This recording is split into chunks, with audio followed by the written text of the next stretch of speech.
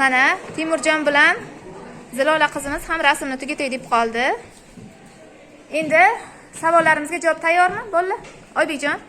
Lekin menga yer o'tlari va chimlik hidi yetishmayapti deydi va shu zahotta keyin esa biz bugun do'konga boramizmi deb o'ylayapman. Nima uchun deb so'raganimda bugun biz chimlarni olib kelib tomga yotqizamiz dedi. Barakalla. Azima qizim. Bugun bu hamma narsalarni yig'ishtirib shaharga yo'l oldi. U va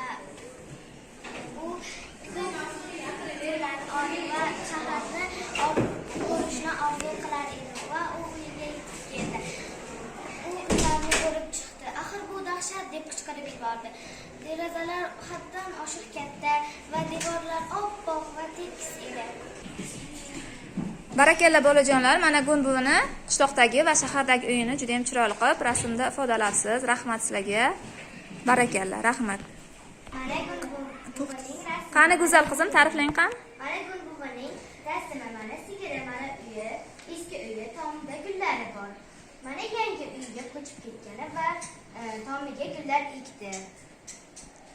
Aha, qishloqdagi sharoitini shaharda ham Quvvoldan o'ziga bu xos qulay sharoit yaratib oldi.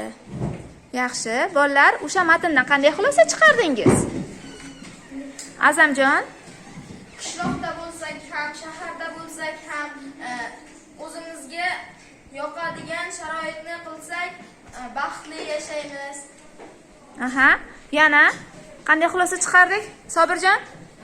Qishloqda yashaymizmi, shaharda yashaymizmi, o'zimizda qadrli narsamizni olib olsak, sezilmaydi.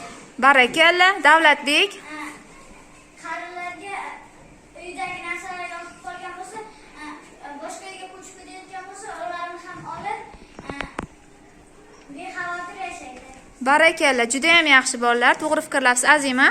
Lekin bu ham shaharga ko'chib kelgandan so'ng o'ziga qishloqdagidek sharoit yaratib oldi.